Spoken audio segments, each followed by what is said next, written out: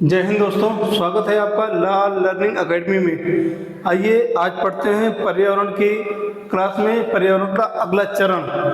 आज हम पढ़ेंगे पारितंत्र। पारितंत्र जिसे हम इकोसिस्टम कहते हैं। पारितंत्र होता क्या है, आइए समझने की कोशिश करते हैं।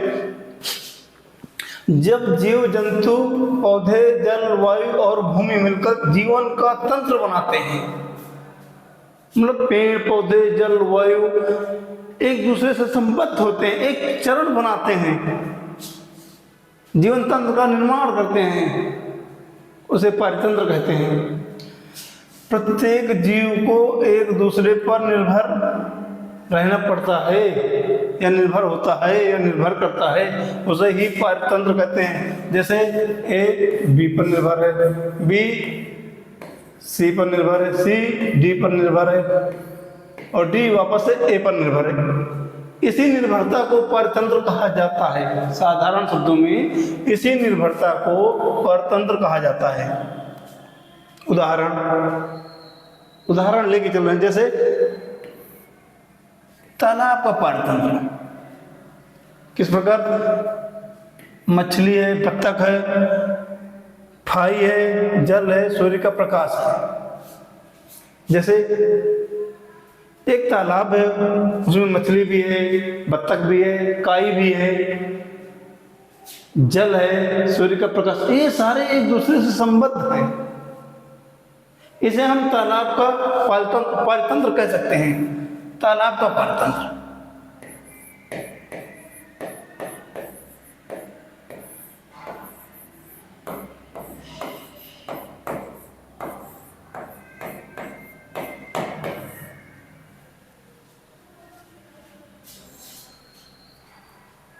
आइए अगला देखते हैं।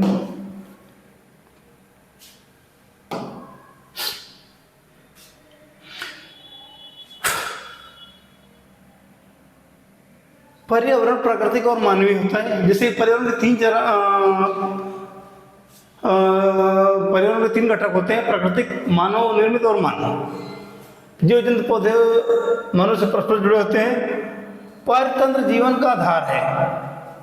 पारितंत्र जीवन का आधार है। एक दूसरे से संबद्ध होना, एक दूसरे पर निर्भर होना पारितंत्र होता है। आइए आगे पढ़ते हैं।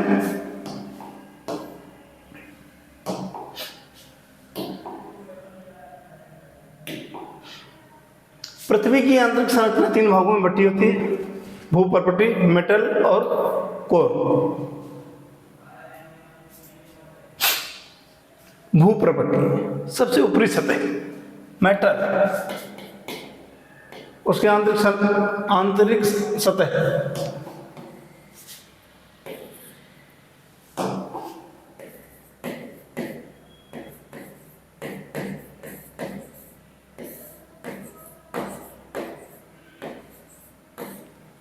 कोर सबसे निचली सतह। पृथ्वी की संरचना को तीन भागों में बांटा गया है। नंबर एक भूप्रपटी, नंबर दो मेटल, नंबर तीन कोर।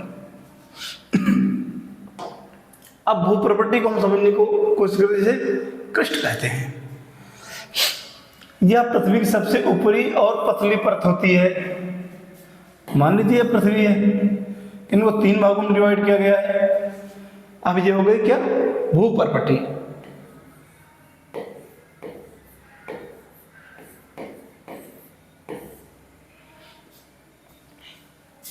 इसमें महाद्वीपीय और महासागरीय भाग शामिल हैं। मतलब महाद्वीपीय, महासागरीय, सागर का निचला हिस्सा इसमें शामिल है। महाद्वीपीय पर्पटी ग्रेनाइट से बनी होती है, ग्रेनाइट। महासागरीय पर्पटी बेसाल्ट से बनी होती है। ये समझने की है। यदि महासागरीय पर्पटी के बारे में पूछ लिया जाए तो उसका उत्तर होगा बेसाल्ट। महाद्वीपीय पूछ लिया जाए तो महाद्वीपीय के लिए हम जाएंगे ग्रेनाइट से बने, पत्थर नुमा।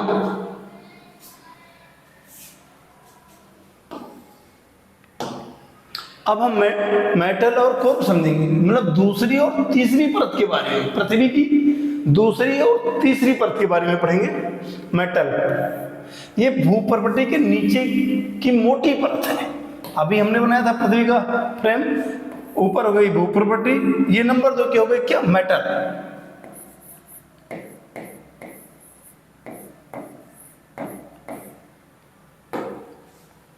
और कोर सबसे निचला हिस्सा होता है, हम ऐसे समझ सकते हैं कोर। अब कोर पृथ्वी की सबसे अंदरूनी भाग, इसमें लोहे और निकल का मिश्रण होता है।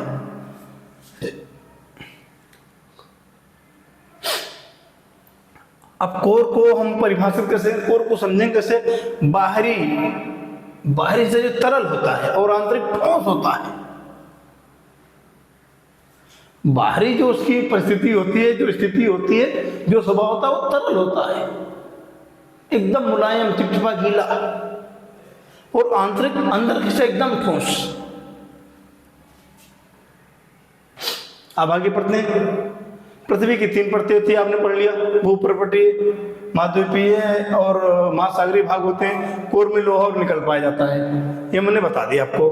कोर में लोहा और निकल, जैसे ये है तो निकल बाहर की तरफ होगा और लोहा अंदर की तरफ होगा, ये होगा निकल।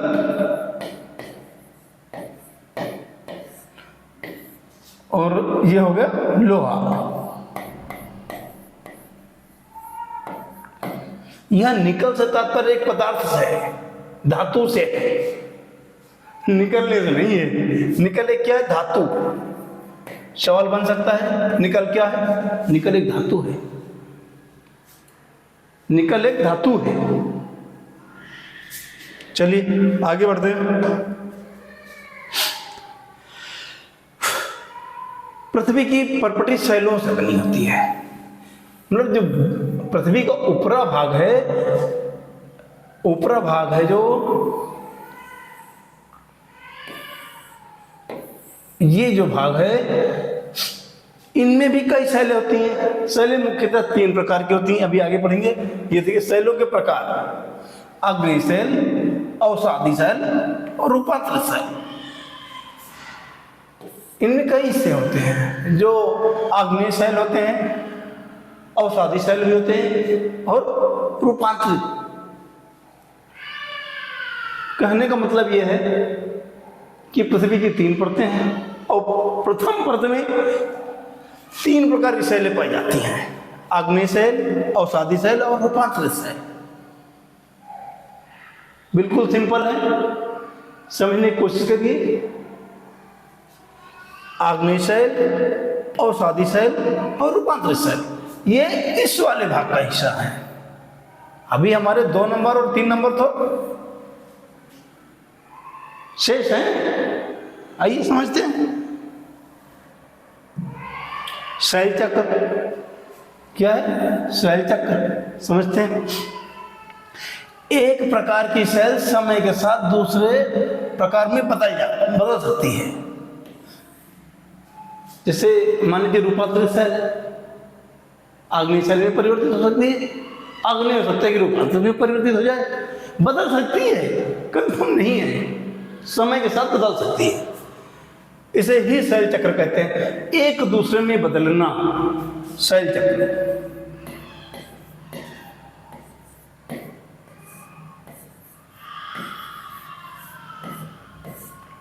परस्पर एक दूसरे में बदलना,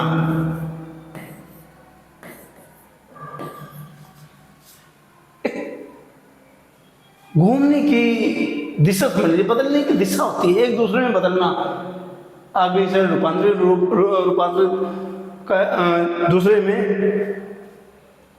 जैसे उदाहरण लेते हैं, आग्नेय शैल के टुकड़े जमकर अवसादी शैल बन सकते हैं।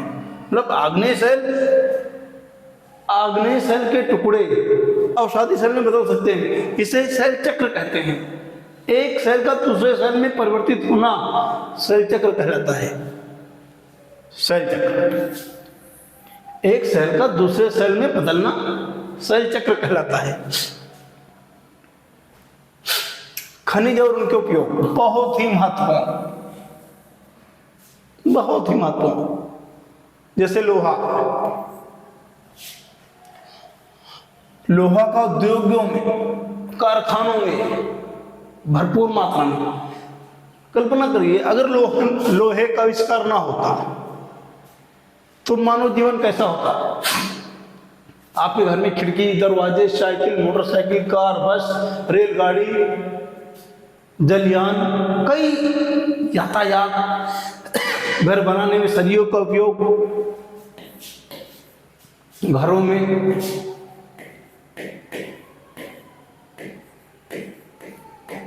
कारखानों में,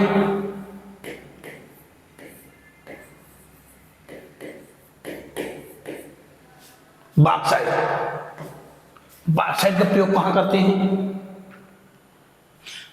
एल्यूमिनियम को बनाने में। आपका सवाल आ सकता है UP TET, C TET, aluminium का निर्माण किससे होता है? आप आंसर माने बॉक्साइट।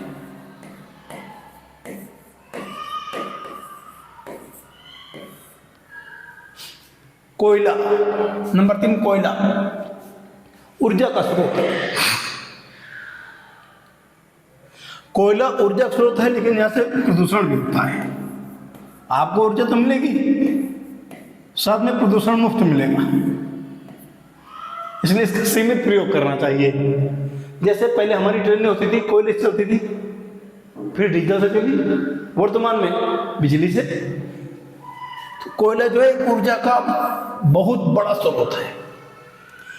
अब सोना, चांदी, तांबा, इनका उपयोग कहां पर होता है? सोने का तो मान लो गहनों में हो जाता है भाई, गहने बनाएंगे। सबके बस की बात तो है नहीं, आजकल इतनी चरम महंगाई पर है चांदी गहनों में।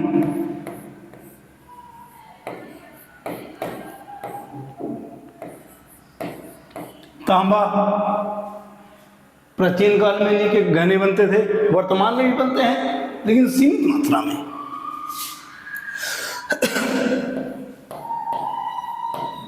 और तांबे का प्रयोग और कहाँ होता है? बर्तन बनाने में। अब तो लोगों ने तांबे के बर्तन उपयोग करना ही छोड़ दिया, कई उपकरण बनते हैं।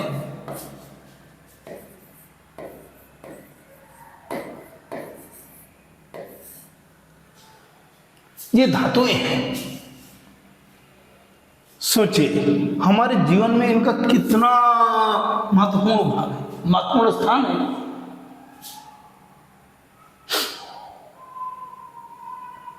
देखते हैं कि अभी हमने जो शैल पढ़ी है, कुछ महत्वपूर्ण स्मारक हैं, इमारतें हैं, हमारी पुरानी धरोहरें हैं। किस धरोहर का किन शैल से निर्माण हुआ है, समझने की कोशिश करते हैं। स्मारक और धरोहर और शैल। जैसे लाल किला है, लाल किले का निर्माण लाल बलुआ पत्थर से किया गया है। ये क्या है? शैल है।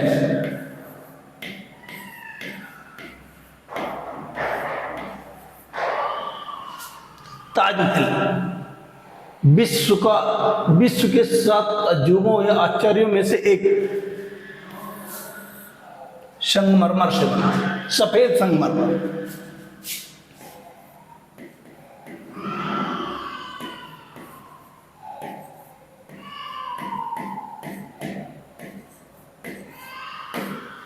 कोणार्क बहुत ही प्रसिद्ध स्थान, बहुत ही पवित्र स्थान।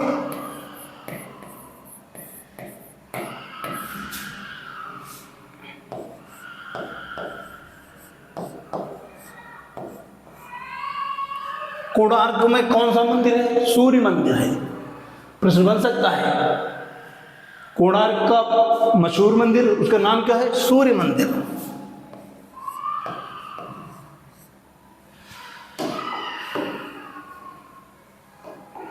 सूर्य मंदिर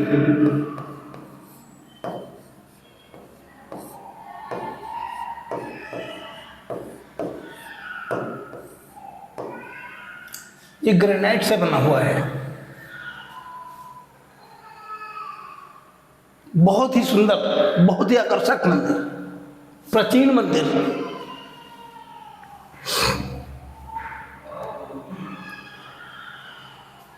अभी शैल के बारे में पढ़ा। शैल 3 प्रकार के होते हैं, पढ़ लिया। शैल चक्र से शैलों का परिवर्तन होता है। जैसे एक अभी पढ़ा, एक शैल का दूसरे शैल में परिवर्तित हो जाना ही शैल चक्र कहलाता है। खनिज का हमारे जीवन उद्योगों में बहुत ही महत्व है। इनसे बहुत सारे उपकरण बनते हैं, घर की खिड़कियाँ दरवाजे बनते हैं, गहने बनते हैं। अब हम प्रश्न करते हैं आपसे, अभ्यास प्रश्न। पर्यावरण के मुख्य घटक कौन कौन से हैं?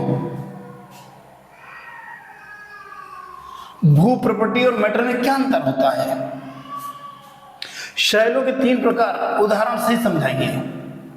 नंबर 4, लाल किला किस शिला से बना है? मतलब किस प्रकार की शैल से बना हुआ है? इन 4 प्रश्नों के उत्तर आप लोग कमेंट बॉक्स में दीजिए। हमें आपके उत्तरों की प्रतीक्षा रहेगी। ये 4 प्रश्न आप लोगों के लिए हैं दोस्तों। इनके उत्तर हमें हमारे कमेंट बॉक्स में चाहिए। हम आपके उत्तरों का बेसब्री से इंतजार करेंगे। जय हिंद।